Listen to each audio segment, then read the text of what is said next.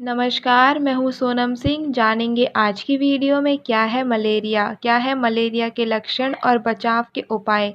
हाल ही में मलेरिया उन्मूलन से संबंधित क्या-क्या कदम उठाए गए हैं। जानेंगे वर्तमान में हमारे देश में मलेरिया की क्या स्थिति है और क्या रहा है इसका इतिहास। मलेरिया मादा मच्छर एनाफिलीज के काटने से फैलता है। इस मच्छर में प्लाज्मोडियम नामक परजीवी यानी प्रोटोजोआ पाया जाता है, जिनके कारण मच्छर के काटने से ये ब्लड में कई गुना तक बढ़ता है और फिर इंसान के शरीर को बीमार कर देता है। वर्तमान में भारत के लिए एक राहत की खबर ये है कि भारत में मलेरिया की पकड़ ढीली पड़ती जा रही है। केंद्रीय स्वास्थ्य मंत्रालय के अनुसार एक वर्ष में देश के 116 जिले में मलेरिया का एक भी मामला सामने नहीं आया है।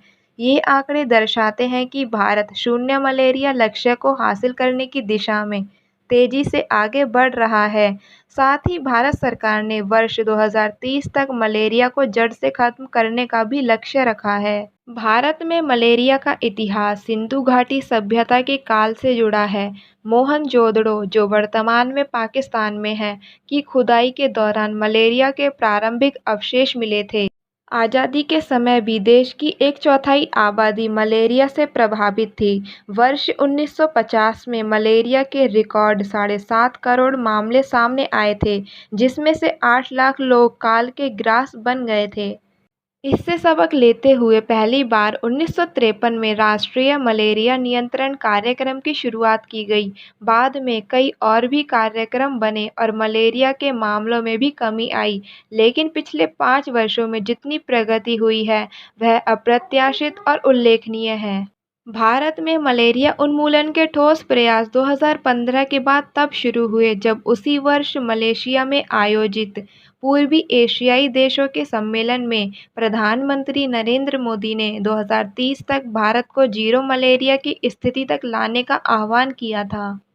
इसी के मद्देनज़र 2016 में स्वास्थ्य एवं परिवार कल्याण मंत्रालय ने national framework for malaria elimination कार्यक्रम शुरू किया था। यह पहल इतनी सफल रही कि 2015 में देश में जहां मलेरिया के 11,59,261 मामले और 385 मौतों के आंकड़े सामने आए थे, वहीं 2019 में 3,38,494 मामले दर्ज किए गए।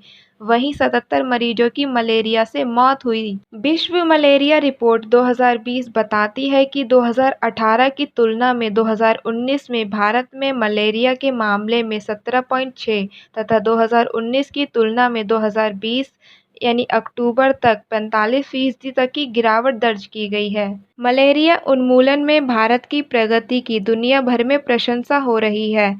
संयुक्त राष्ट्र के सतत विकास एजेंडे के तहत 2030 तक मलेरिया के नए रोगियों में मामलों और इससे होने वाली मौतों में 90% की कमी लाने के साथ-साथ 35 राष्ट्रों को मलेरिया मुक्त बनाने का लक्ष्य को हासिल करने के लिए भारत सहित पूरा विश्व प्रयासरत है।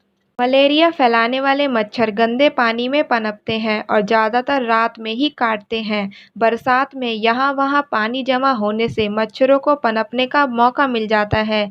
इसीलिए साफ-सफाई और स्वच्छता बहुत ज़रूरी है। कहीं भी पानी इकट्ठा न होने दें और साफ-सफाई का विशेष ध्यान रखें।